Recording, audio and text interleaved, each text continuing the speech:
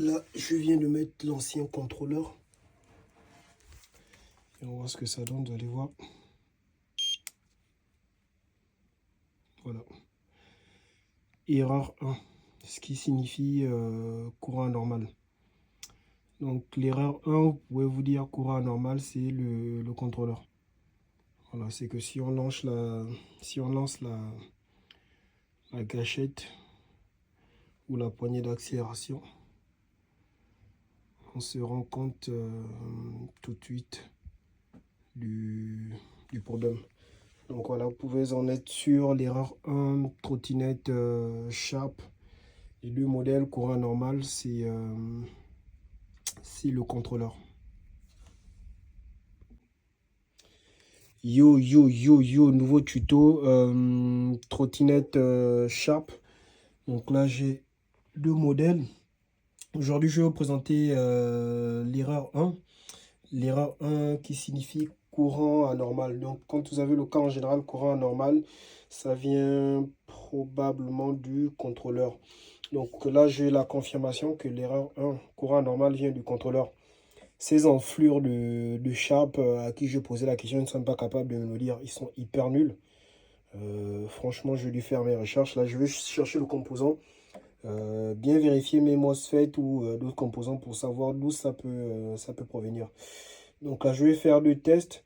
Cette trottinette-là, celle-là, c'est celle sur laquelle j'avais un problème. Celle-là, c'est l'autre que j'ai acheté.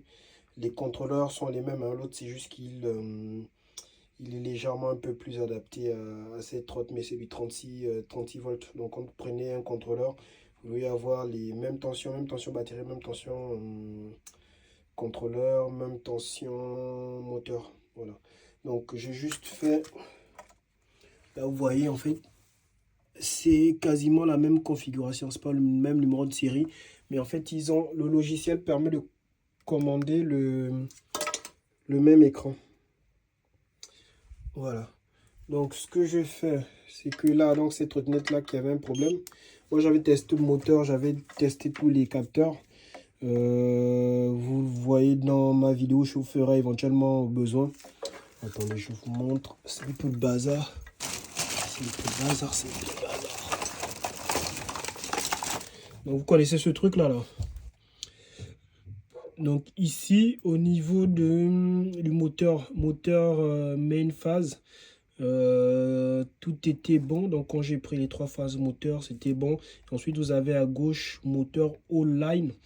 J'ai les 5 capteurs, enfin les 3 capteurs haut, le rouge et le noir.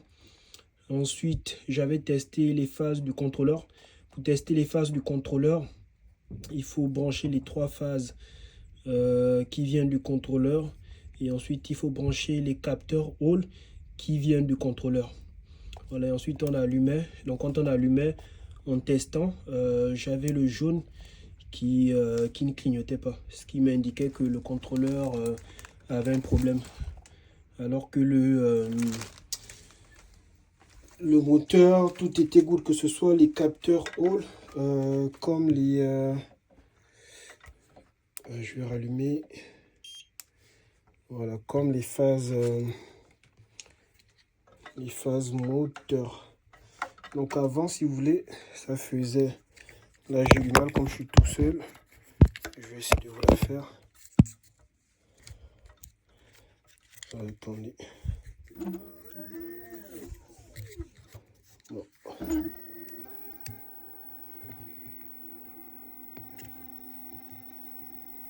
Voilà. Avant, ça faisait un bruit, mais énorme. Hein.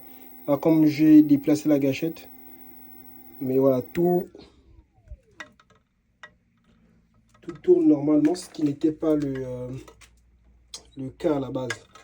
Donc quand je mettais mon contrôleur, j'avais l'erreur 1. Donc je vais prendre ce contrôleur là, je vais le remettre dans la bonne trotte. Et je vais mettre le